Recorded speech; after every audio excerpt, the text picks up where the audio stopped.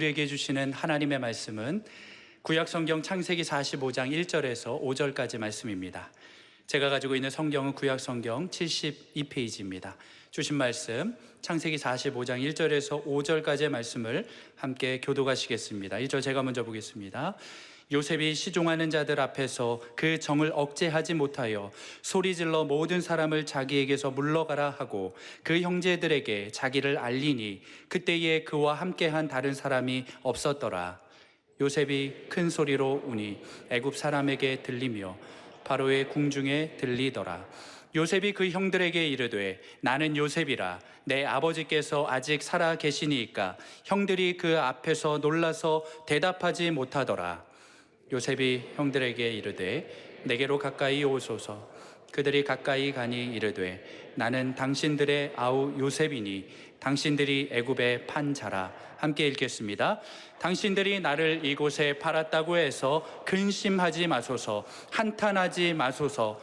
하나님이 생명을 구원하시려고 나를 당신들보다 먼저 보내셨나이다. 아멘. 광복 75주년을 맞이하여 오늘 우리 성도들과 함께 회중 찬송을 한 것이 믿는 사람들은 주의 군산이라는 찬송을 했습니다. 사실은 독일과 영국이 붙었을 때 처음에 모든 상황은 독일이 유리했고, 또 태평양 전쟁 일본이 미국을 이렇게 하와이를 공격했을 때 처음은 일본이 더 우세했습니다. 전력도 다 그렇게 했습니다. 그런데 강력한 하나님의 섭리의 신비를 통하여 미국이 일본을 이기고 1945년도에 대한민국에 광복이 온 것입니다. 제가 그 2차 세계대전사를 공부를 좀 하다 보니까 이 찬송 351장이 미국의 군목들이 일본과의 전쟁에서 나갈 때마다 이 찬송이 주제가였어요. 그리고 영국에서도 독일과 싸울 때 이 찬송이 주제가였어요. 그러니까 이런 찬송을 통하여 하나님이 함께 하심으로 승리하게 하신 것입니다. 우리가 한국이 잘해가지고 광복을 쟁취한 게 아니에요. 우리가 광복을 당한 거예요. 하나님께서 미국을 통하여 또 연합군을 통하여 승리하게 하셔서 우리에게 광복을 주신 줄로 믿습니다. 3절 보면 세상 나라들은 멸망당하나 예수 교회 영영 왕성하리라. 마귀 권세 감히 해치 못함은 주가 모든 교회에 지키심이라. 믿는 사람들은 주의 군산이 앞서가신 줄을 따라갑시다. 오늘 이 찬송을 하고 싶은데 시간 때문에 참겠어요. 대신 앞서가신 주를 따라가십시다. 앞서가신 주를 따라갑시다. 앞서가신 주를 따라갑시다.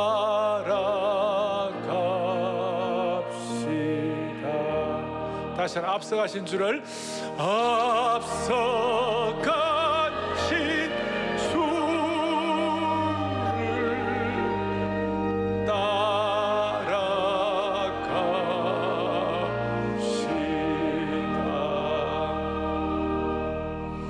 광복 50주년도 중요하지만 광복 75주년은 참으로 소중한 것입니다.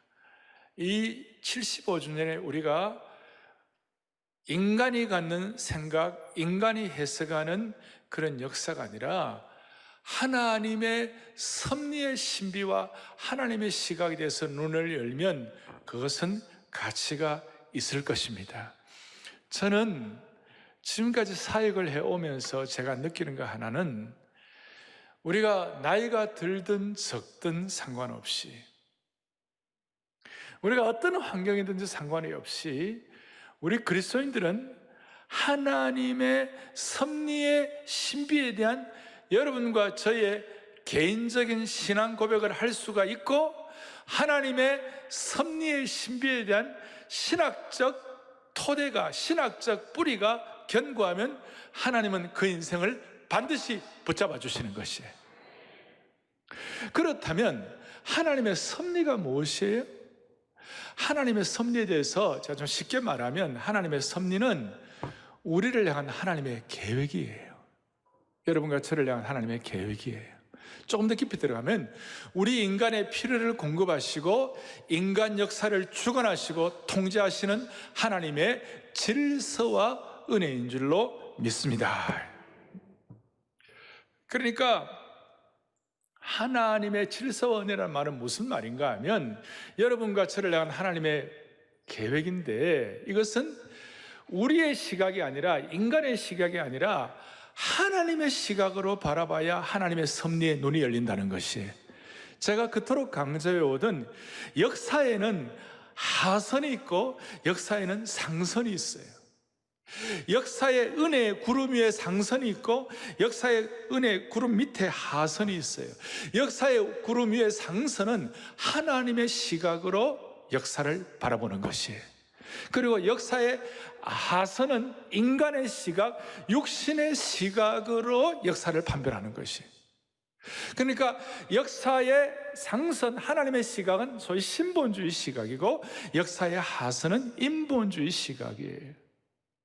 그리고 역사의 상선은 하나님과 나의 수직적인 시각에서 보는 것이고, 역사의 하선은 인간의 끼리, 수평끼리 왔다 갔다 하는 것이에요. 여러분들은 모두가 다 하나님의 은혜의 구름 위에 있는 역사의 상선, 하나님의 시각, 하나님의 섭리에 대해서 눈이 열리기를 바랍니다.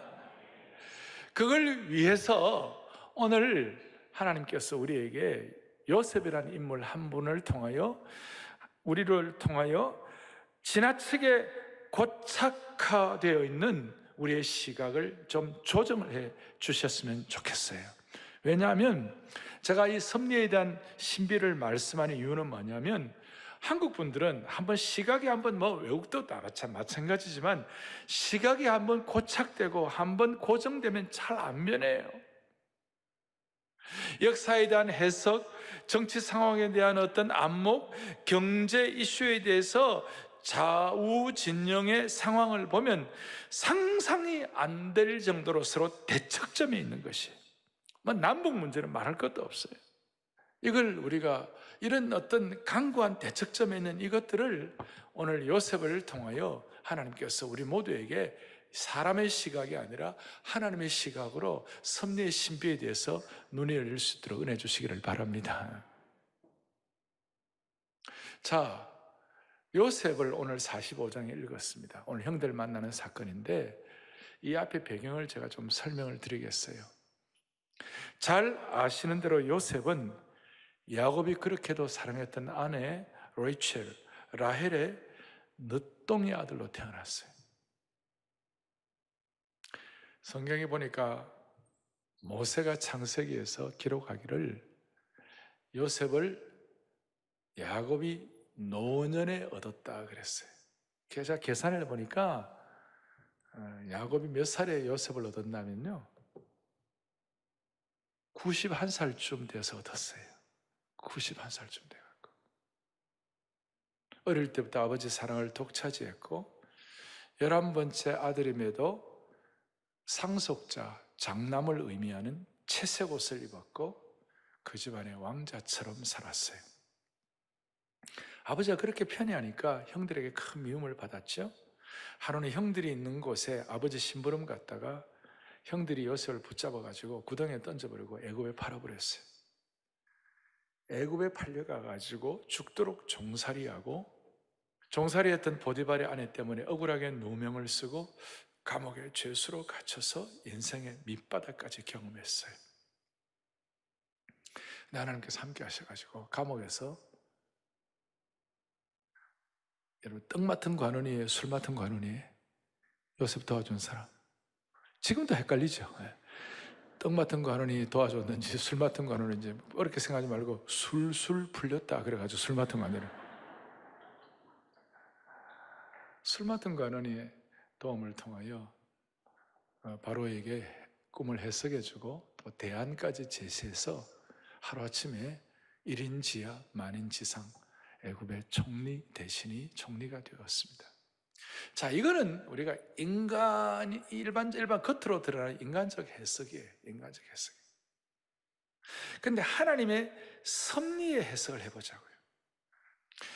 요셉 입장에서는 그가 가진 채색옷 한 벌 때문에 인생을 망쳤어요. 다시요, 채색옷은 장남이나 상속자에게 주는 것인데 11번째 아들 요셉이 입었으니까 요셉의 형들의 마음이 안 좋았어요. 겉으로 볼 때는 채색옷 입는 것이 좋아 보였지만 그 채색옷이 그를 죽음의 구덩이에 던져짐을 받게 했어요. 형들은 아버지가 요셉을 사랑하는 그 편애하는 그것 때문에 상처를 받아가지고 요셉을 대리 타격을 하고 묻지마 살인을 했어요. 그래서 요셉을 물이 없는 구덩이에 던져버렸어요. 창세기 37장 24절에는 이처럼 표현하고 있어요. 같이 보죠. 그를 잡아 구덩이에 던지니 그 구덩이는 빈 것이라 그 속에 물이 없었더라. 그를 잡았다는 거 보니까 그 표현 보면 요셉이 아마 막 안 잡히려고 도망쳐 보려고 형들의 손아귀에서 벗어나 보려고 막 애를 쓴 것 같아요. 그런데 형들이 요셉을 잡아가지고 구덩이에 던져버렸어요. 나중에 그 히브리어를 보면 그 구덩이란 말이 무덤이란 말과 같은 단어를 썼어요. 무덤 같은 구덩이였어요. 비참한 구덩이였어요. 해골이 뒹구는 곳이었어요. 무섭고 갈증나는 장소이고 패배의 장소이고 죽음의 장소라고 말할 수 있어요. 그리고 형들은 창세기 37장 25절 보니까 뭐라고 나오냐면 그들이 앉아 음식을 먹다가 바로 요셉을 던져놓고 동생은 그 안에서 비통하게 부르짖고 Help me, 형님들 나를 살려달라고. Help me. 그런데 형들은 앉아가지고 음식을 먹는 거예요. 너무 잔인하지 않아요?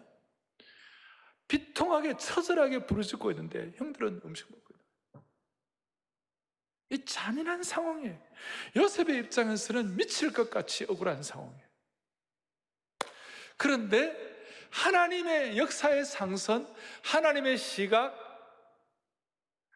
하나님과 나와의 관계의 수직적 시각에서 볼 때는 인간의 수평적 시각이 아니고 수직적 시각으로 볼 때는 하나님의 역사의 섭리의 시각으로 볼 때는 그 구덩이, 죽음의 장소, 해골이 나뒹구는 곳, 패배의 장소가 섭리의 신비로 볼 때는 죽음의 구덩이가 축복의 구덩이가 된 것이에요. 요셉은 그 구덩이에 빠져가지고 인생의 새로운 뉴 노멀을 경험하는, 새로운 표준을 경험하는 거예요. 하나님은 그 죽음의 구덩이에서 지금까지는 요셉을 버틴 것이 채색옷, 어떻게 장남처럼 사랑받는, 아버지에게 사랑받는 대상자로서의 하나의 어떤 그것이 상징이었어요. 근데 그 채색옷을 그냥 형들이 벗겨버렸어요. 어떻게 보면 형들이 벗겨버리고 형들이 해버렸지만 사실은 하나님이 요셉의 채색옷을 벗겨버려요. 섭리의 시각으로 보면. 왜냐하면 그 채색옷을 벗어버리고 인간의 시각으로는 그것이 아픔이지만 하나님의 시각으로 바라보면 그 채색옷을 벗기고 난 다음에 하나님 나라를 위하여 스가랴서에서 말하는 숙련된 대장장이를 만드는 과정이 되는 것이, 이것은 마치 스가랴 3장에 대제사장 여호수아의 더러운 옷을 벗겨버리고 거기에 아름다운 옷을 입혀주시는 것과 비슷하다고 말할 수 있어요. 그 무덤 같은 곳, 그 저주받은 곳 같은 곳, 거기에서 요셉은 그가 지금까지 누려왔던 모든 채색옷을 벗겨버리고 새로운 옷을 입는 것이에요. 그럼 거기서 요셉에게 무슨 일이 일어났습니까? 요셉은 그 구덩이 속에서 간절히 외쳤을 거예요. 처절하게 외쳤을 거예요. 안 봐도 우리는 충분히 짐작할 수가 있습니다. 그의 증조부 아브라함의 하나님, 그의 할아버지 이삭의 하나님, 그의 아버지 야곱의 하나님, 자, 지금까지는 아브라함의 하나님, 이삭의 하나님, 야곱의 하나님, 우리 조상의 하나님이었는데, 그 처절한 자리에서 요셉이 기도할 때, 기도가 자기가 깨어짐을 가지고 기도할 때, 주님, 조상의 하나님이 아니라 이제부터 저의 하나님이 되어 주옵소서. 이 절망의 자리에서 하나님, 나의 하나님이 되어 주옵소서. 이것이 이제 요셉이 입었던 하나님의 새 옷이었어요. 영적으로 보면 채색옷 대신에 섭리의 신비를 통하여 하나님의 옷을 입은 줄로 확신합니다. 그러니까 조상의 하나님이 아니라 나의 하나님으로 새로운 뉴 노멀, 새로운 표준이 된 것이. 정리를 하면 역사의 아래선, 하선, 인간의 시각으로 바라본 이 구덩이는 저주의 구덩이일 수가 있지만, 그러나 역사의 상선, 하나님의 시각, 섭리의 선으로 보면 그 구덩이는 축복의 구덩이가 된 줄로 믿습니다. 여러분, 우리가 알지만 인생 60 이상 살아보면, 70, 80 살아보면 다 느끼는 것이 있어요. 보니까 좋은 것도 다 좋았던 것도 아니고, 나빴던 것도 다 나빴던 것도 아니에요. 중요한 것은 우리가 우리의 삶을 해석하는 우리의 태도와 시각이에요. 환경적으로 말하면 요셉의 저주의 구렁텅이는 지극히 극악하고 열악한 것이에요. 근데 우리가 그걸 바라보는 우리의 시각이에요. 육신의 시각, 인간의 시각, 인간의 생각이 아니라 하나님의 시각, 섭리의 하나님의 신비와 생각이 우리의 생각을 장악하면 나빴던 과거 가운데서도 그 안에 소중한 것이 담겨 있는 줄로 믿습니다. 이거예요. 그래서 누구도 하나님의 섭리의 신비에 대해서 여러분 신앙적 고백이 분명하고 하나님의 섭리의 신비에 대한 신학적 뿌리가 견고하면 어떤 인생도 하나님이 붙잡아 주시는 것이에요. 우리는 다 모르지만 한 가지는 인간의 생각과 인간의 방향을 가지고 하나님의 역사를 해석하지 말고 하나님의 시각과 하나님의 안목으로 시대를 평가하고 해석할 수 있도록 도와주옵소서. 자, 요셉을 가지고 좀 더 살피겠습니다. 요셉은 완전히 부모의 내리사랑과 편애를 받는 대표 선수였습니다. 부모의 보호막과 부모의 도움이 있어야만 살아가는 입장이었어요. 이건 제 얘기가 아니고 모세가 그렇게 표현을 했어요. 창세기 33장에 보면 야곱이 자기 가족들 데리고 이제 다시 고향으로 돌아가고 에서를 만나는데 에서가 400명의 사람을 데리고 온다는 얘기를 들었어요. 큰일 났구나. 그래가지고 여차하면 어려움을 당할 텐데 여기서 길을 좀 만들어야겠다 해가지고 제일 앞에부터 순서를 세우는데 미리 맞아 죽어도 될 사람을 제일 앞에 세우고 순서를 쭉 그래갖고 제일 끝에다가 꼭 보호받아야 할 아끼는 요셉을 제일 끝에 세웠어요. 그러니까 한마디로 요셉은 야곱의 보호막 속에 살았던 온실 속에 자란 아이였어요. 아버지 뒤에 숨어서 아버지 옷자락 잡고 아버지라는 보호막 밑에 있어야 존재하는 온실 속의 어린아이였어요. 근데 그가 하나님의 섭리 가운데서 가족을 섬기고 공동체를 섬기고 그 제국 전체를 위하여 쓰임받을 하나님의 존재가 되려면 온실 속의 어린아이가 광야로 쫓김받아야 돼요. 광야에 거치듯 나가야 되는 거예요. 그래서 구덩이에 던져진 거예요. 구덩이에 빠져야 되는 거예요. 그래서 여러분, 하나님의 섭리와 구덩이는 매우 밀접한 관계가 있는 거예요. 하나님의 섭리와 깨어짐은 아주 동전의 양면이에요. 그러니 우리는 한 가지 정리할 수가 있어요. 하나님의 섭리의 신비를 깨닫는 사람은 오늘 요셉을 통해 확인하는 거예요. 저주의 구덩이가 축복의 구덩이가 될 줄로 믿습니다. 좀 실감이 표현하면 저주의 구렁텅이가 축복의 구렁텅이가 안 좋으면 축복의 도약대가 될 줄로 믿습니다. 이걸 여러분들이 일마다 때마다 우리의 삶의 모든 과정 가운데서 우리가 표현을 해야 되는 거예요. 시각을 리셋해야 돼요. 우리 모두가 다 요셉처럼. 아무리 안경이 좋아도, 안경테가 좋아도 도수가 안 맞으면요 안 보여요. 렌즈가 오염과 더러운 물질이 끼어 있으면 안 보여요. 오늘 이 섭리의 신비에 대해서 여러분 리셋되고 여러분 렌즈가 깨끗하게 닦아지기를 바라는 것이. 그래서 올바로 다시 따라합시다. 저주의 구덩이가 축복의 구덩이로. 여러분 저주의 구덩이가 축복의 도약대가 되기를 바랍니다. 축복의 도약대.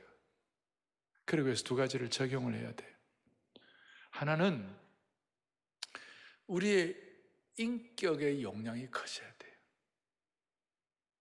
조금 더 들어가면 용서와 배려의 용량이 커져야 돼요.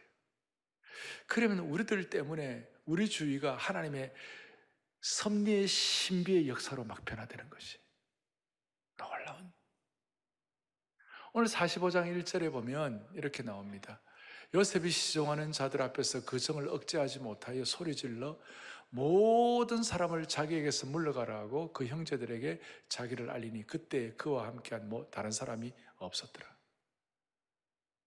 이게 뭐냐면, 자, 형들이 이제 잘못했다가 하나님께서는 섭리의 신비를 통하여 온 고대 근동사회에 풍년을 줬다, 흉년을 줘버렸어요. 요셉 한 사람이 하나님께 쓰임받더라. 그리고 요셉은 예수님의 구약의 모형이에요. 그래서 요셉 한 사람을 하나님의 섭리에 쓰임받게 하기 위하여 온통 전체 흉년을 주신. 견디다 못해서 요셉의 가족들도 애굽에 곡식을 구하러 왔어요. 형들이 구하러 왔어요. 그래서 요셉에게 못되게 하는 게 형들과 이제 대면을 하는 거예요. 대면을 하는데 웬만한 사람 같으면 요것들 말이야, 나를 팔아먹은 이 나쁜 인간들 하면서 총리의 권세를 가지고 주리를 들어라 이렇게 할 수 있는데 형들을 배려하는 거예요. 어떻게 형들을 배려하는가? 자기 시종들이라든지 함께 했던 사람들을 다 나가라고 그랬어요. 이제 진짜 제외할 텐데, 지금까지는 형들하고 사이에 이집트 말을 중간에 통역을 넣어가지고 했지만 이제 던져놓고 이제 형들을 배려하면서 이제 형들과 대면해야 되니까 나중에 시종들이라든지 왕국에 있는 사람들이 저 형들이 종이 대신 팔아먹었다, 구덩이에 던졌다, 이거 알면 나중에 형들을 우습게 알고 그러면 안 되잖아요. 그러니까 요셉이 그걸 배려하는 것이 다 나가라고. 나를 팔아먹은 이 형들, 그러면서 요셉이 원한을 갖거나 또 자기가 옳고 자기가 대단하다고 그래가지고 남을 배려하지 않은 것은 그건 박정한 거거든요. 그러니까 하나님께서 요셉에게 이런 배려의 마음, 소위 인격의 용량을 하나님 키워주셨어요. 그러니까 여러분, 하나님의 섭리를 믿는 사람들은 이 인격의 용량이 커질 수밖에 없어요. 그러니까 인격의 용량이 조그마한 간장종지 같은 것이 아니라 인격의 용량이 은혜의 저수지가 되는 거예요. 할렐루야. 은혜의 저수지가 되는 거예요.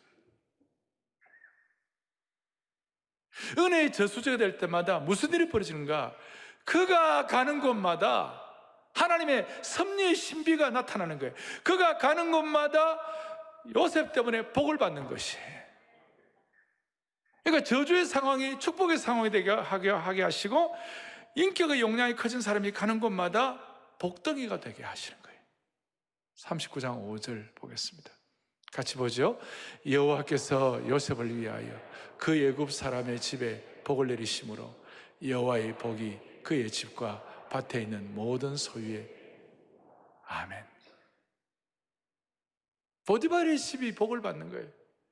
그 못된 보디발의 아내가 있는데도 불구하고, 그 보디발의 집에 별로 인격적으로 엉터리들이 많은데도 불구하고, 그 문제아들이 많은데도 불구하고 요셉 때문에 보디발 전체의 집이 복을 받는 것이 복덩이가 된 거예요. 아까 감옥에 갔을 때도 요셉 때문에 그 술 맡은 관원이 복을 받는 것이. 그리고 애굽의 왕궁이라는 것, 여러분, 왕궁이라는 곳은 어느 나라든지 왕궁은 음모와 모략이 난무하는 곳이에요. 그 가운데도 요셉은 하나님의 섭리의 신비를 통한 워낙 용량이 크고, 워낙 하나님께서 저주의 구덩이라든지, 워낙 감옥의 죄수라든지, 그 다음에 노예살이의 노예로 워낙 고생을 시켰기 때문에 웬만한 거는 요셉은 끄떡도 안 하는 용량이 된 거예요. 할렐루야. 이것 때문에 요셉이 요셉 될 수가 있었어요. 노예 때도 복덩이 노예, 죄수 때도 복덩이 죄수, 왕실에서도 복덩이 총리가 된 것이 그 용량 때문에. 당대 최고의 권세를 가졌어도 새도 부리는 것이 아닌 용량을 가졌기 때문에 축복의 근원이 된 거예요. 그래서 요셉은 예수님의 모형이에요. 예수님이 가시는 곳마다, 복음이 가는 곳마다 우리는 복을 받는 은혜를 받는 것이에요. 그러니까 인격의 용량이니까. 또 하나는 인식의 용량을 키워야 돼요. 그러니까 이 하나님의 섭리의 신비에 대한 우리의 인식 통찰력의 용량을 키워야 되는데, 2절을 보십시오. 요셉이 큰 소리를 울었다고 그랬어요. 애굽 사람에게 들리며 바로의 궁정에 들리더라. 평정심을 잃고 완전히 마음이 무너져 내리는 것 같은, 그래서 큰 소리를 울었다는 게 옛날 개혁판은 방성대곡했다. 방성대곡. 그거는 이 방송, 왜 요셉이 그래 크게 울었을까? 요셉이 그냥 막 자신의 신세 한산이 돼가지고, 자기 신세가 처량해가지고, 그 다음에 과거의 트라우마 때문에 그렇게 방성대곡한 것이 아니에요. 하나님이 나를 이처럼 하나님의 신비한 섭리를 통하여 형들 앞에 나를 세워주셨구나. 너무나 하나님의 섭리와 인도가 놀랍습니다. 그걸 깨닫고 감읍하는, 그걸 깨닫고 감격하고, 그걸 깨닫고 미치도록 정말 은혜가 돼가지고 납작 엎드리게 되니까 그야말로 통곡이 나오게 되는 것이. 통곡. 형들은 그 순간 가슴이 쫄아들었을 거예요. 아마 수치와 부끄러움 때문에 죽고 싶었을 거예요. 제가 하는 얘기가 아니고 3절 뒤에 형들이 그 앞에서 놀라서 대답하지 못하더라. 나는 요셉이라 내 아버지께서 아직 살아계시나이까 물었을 때 형들이 깜짝 놀라가지고 대답을 못했어요. 왜 대답 못할까요? 심장마비 걸리기 직전이에요, 지금. 그런데 인격의 용량이 넓어진 요셉이 4절에 형들 보고, 형들 다 내가 가까이 오라고. 5절, 당신들이 나를 이곳에 팔았다고 해서 근심하지 마십시오. 한탄하지 마십시오. 그 다음에 이제 오늘 5절이에요. 하나님이 생명을 구원하시려고 나를 당신들보다 먼저 보내셨나이다. 그래서 여기에 하나님의 섭리의 신비와 축복이 다 담겨 있는 것이. 오늘 광복 75주년, 한국이 얼마나 잘 산다, 못 산다, 뭐 정쟁이 지금 어떻다, 사회갈등이 어떻다, 이런 거는 다 붙여져 있는 것이에요. 하나님의 가장 큰 관심은 하나님 나라의 백성의 생명이에요. 영혼이 구원받는 것이에요. 하나님의 백성이 복덩이가 되는 것이에요. 저와 여러분들이 영적 생명을 누리는 것이에요. 다시요, 5절 뒷부분에 하나님이 뭘 하시려고요? 생명을 구원하시려고 당신들보다 먼저 보내왔다. 요셉이 은혜의 저수지로서의 역할을 감당할 수 있도록 하나님의 섭리 프로젝트가 성공하는 순간입니다. 자, 우리 정리합시다. 우리 개인도 담아요. 우리 여러분들 지금 다 우리 우수 사려 많은 인생, 사연 많은 인생, 오늘까지 이 자리에 앉아 있는 거, 여러분과 저의 파란만장한 역사. 근데 한 가지만 분명하면 되는 거예요. 하나님의 섭리의 신비에 대해서 우리가 눈을 여십시다. 재조정하십시다. 그 다음 우리의 삶에 오염된 렌즈를 닦으십시다. 섭리의 해석만 바로 하면 다시요, 저주의 구덩이가 축복의 구덩이가 되는 것이에요. 그래서 이것이 분명하면요, 한 가지 결론적으로 우리가 깨닫는 것이 이거예요. 섭리의 신비에 대한 눈을 분명하면 인생이 살아온 우여곡절이 많지만, 너무 비참한 것도 많지만, 아까 얘기했잖아요. 자기는 구덩이에 빠져가 죽겠다고 그러고 있는데, 살려달라고 그러는데 형들은 밥 먹고 있는 거예요. 얼마나 잔인한 그 장면입니까? 우리가 그런 걸 생각하면 우리가 우리 인생에 어떻게 해석 못할 것이 뭐 있겠어요? 그 가운데서도요, 하나님의 섭리의 신비를 믿고 저주의 구덩이가 나를 축복의 도약대가 된다고 확신하는 그 순간, 오늘 요셉처럼 7절을 고백합니다. 7절 시작. 하나님이 큰 구원으로 당신들의 생명을 보존하고 당신들의 후손을 세상에 두시려고 나를 당신들보다. 아멘. 자, 이게 하나님의 섭리 신비의 큰 그림이에요. 근데 요셉의 입장에서는 채색 옷 다 뜯기고 구덩이에 던져지고, 그것뿐입니까? 보디발의 노예가 되고 감옥에서 죄수가 되는 거예요.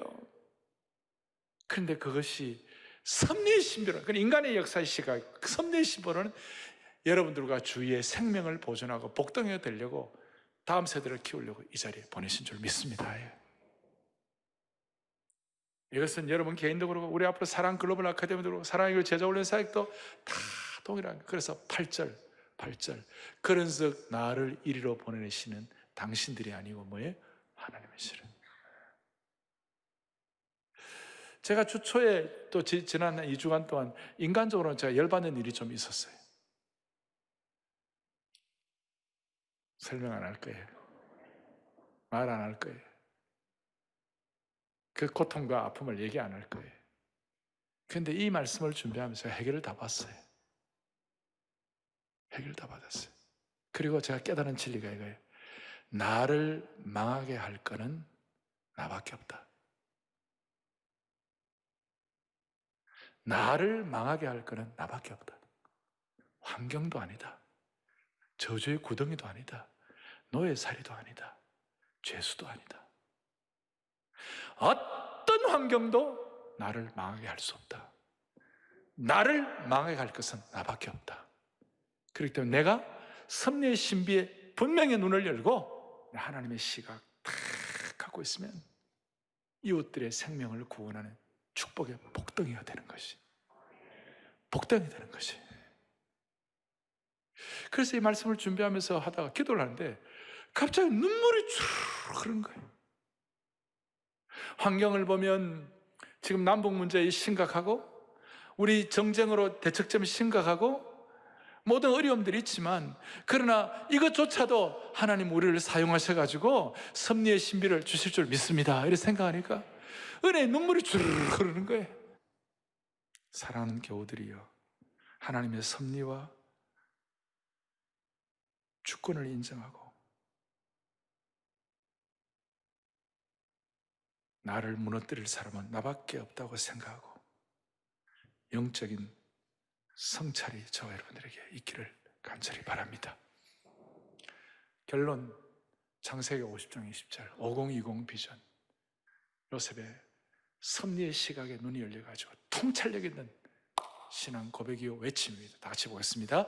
당신들은 나를 헤아려 해서 하나님은 그걸 선으로 바꾸사 오늘과 같이 많은 백성의 생명을 구원하게 하라. 아멘. 이게 5020 비전이에요. 섭리의 5020 5020 비전 오늘 다 장착하시기 바랍니다. 다 내 것으로 무장하시기 바랍니다. 환경과 상황과 주위 돌아가는 것은 나를 헤아려고 내가 섭섭하게 하고 나 어렵게 하지만 하나님은 그것을 선으로 바꾸사 오늘같이 많은 백성의 생명을 구원하게 하려 하심이라. 사랑의 교회 왜 존재합니까? 수많은 생명을 구원하기 위하여. 사랑의 교회 당에 왜 존재합니까? 수많은 생명을 유지하기, 구원하게 하기 위하여. 사랑의 교회 예배, 찬양대 모든 걸 왜 유지합니까? 수많은 사람의 생명을 구원하게 하기 위하여. 오승현 목사 왜 사회 갑니까? 수많은 생명을 구원하기 위하여. 이게 축복이에요.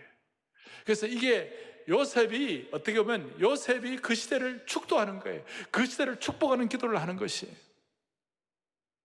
제가 스가랴 잠깐 멈추고 오늘 말씀을 드리는데 스가랴에 뭐 좋은 거 없나 볼까? 스가랴 8장 15절 오늘 8월 15일이니까 내가 8장 15절 8월 15일 스가랴 8장 15절 시작. 이제 내가 다시 예루살렘과 유다 족속에게 은혜를 베풀기로 뜻하였나니 너희는 두려워하지 말지니라. 아멘. 은혜를 베풀기로 뜻하였다니. 여러분 이제 우리는 은혜를 베풀기로 뜻하는 섭리의 인생이 되십시다. 아까 제가 처음에 351장 믿는 사람들은 주의 권사니 하나님의 교회는 왕성하고 하나님의 교회를 하나님 보호하여 주실 줄로 믿습니다. 그것이 동일하게 오늘 여러분들 주반에 넣어놓은 축복이라는 찬양이 있어요. 더 블레싱이라는 찬양이 있어요. 코로나 바이러스 시대에 교회가 세상을 축복하는 방법이에요. 이게 복덩이 되는 찬양이에요. 이것이 요셉이 섭리의 신비를 가지고 축복하는 찬양이라고 말할 수 있어요. 나중에 그걸 이어받아가지고 모세가 민수기 6장 24절부터 26절까지 모든 하나님의 백성들을 축복하는 축복의 축도를 했어요. 민수기 6장 24절 제가 읽고 25절 여러분들이 읽으시고 26절 합독하겠습니다. 여호와는 너에게 복을 주시고 너를 지키시기를 원하며 여호와는 그의 얼굴을 26절도 함께 여호와는 그의 얼굴을 너에게로 향하여 대사 평강 주시기를 원하노라 할지. 얼마나 놀랍습니까? 여느 이스라엘 백성들은 누구나 다 아는 거, 어릴 때부터 다 아는 것이 축복받는 거예요. 그래서 코로나 사태도 이 남북 문제도 참다운 광복은 이제 남북이 하나 되어야 우리가 건강할 때 여러분 건강할 때 우리가 건강하고 아프지 않을 때 우리 통일되기를 바랍니다. 우리가 건강할 때 평양 가서 예배드리기를 바랍니다. 우리가 건강할 때 평양 가서 득세하기를 바라는 것이에요. 그럼 방법이 이제 뭐냐? 이북을 축복하는 것이에요. 지금 이 찬송으로 축복하는 것이 우리 이웃을 축복하는 것이 주 내게 복 주시며 은혜 베푸시기를 나 원하노라. 그 얼굴에 평강을 주시기를 원하노라. 아멘 아멘. 그리고 뒤에 보니까 다가오는 세대에도 오고 오는 세대에도 그리고 너의 위에 너의 옆에 너의 앞에 저녁에도 아침에도 기쁠 때도 슬플 때도 anytime 어떤 상황에도 어떤 환경에도 어떤 장소에도. 그래서 뒤에는 좀 어려워가지고 그거는 이제 나중에 할 거예요. 이제 이거는 이제 한 몇 줄 뒤에 하고 앞에만 해도 축복이 되는 것이. 주 내게 복 주시며 은혜 베푸시길 나 원하노라. 그 얼굴에 찬양대 평강을 주시니. 한 번 더 찬양대와 함께 주 내게 주 내게 복 주시며 은혜 베푸시길 나 원하노라. 그 얼굴에 평강을 주시. 오늘 제일 중요한 게 아멘 아멘이에요. 아멘 아멘 아멘 속에 우리의 기도의 제목 아멘 속에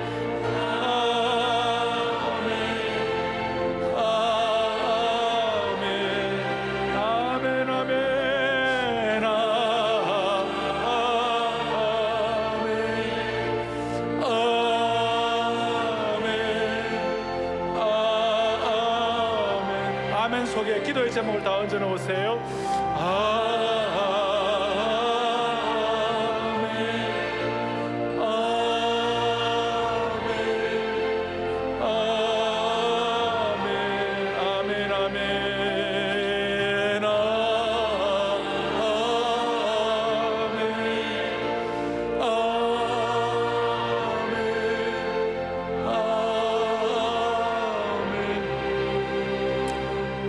찬송이 지금 전 세계의 코로나 이후를 극복하는 중요한 웨이메이커와 함께 중요한 찬송이, 이 찬송이 이제 하고 나면 한국 교회도 많이 퍼질 거예요. 근데 이 찬송을 쓴 분이 제일 신경 쓴 가사가 아멘이에요. 나도 할 수 있어요. 아멘 그냥 누가 못합니까? 그런데 여기에 진짜 진실이 담겨 있는 거예요. 이거 believe하고 receive 하라. 믿고 받으라. 여기에 여러분들의 기도와 여러분들의 삶의 섭리의 하나님의 인도하심에 대해서, 섭리의 신비와 축복에 대해서 여기에 다 담아버리세요. 아시겠죠? 손을 다 펴시고 아멘.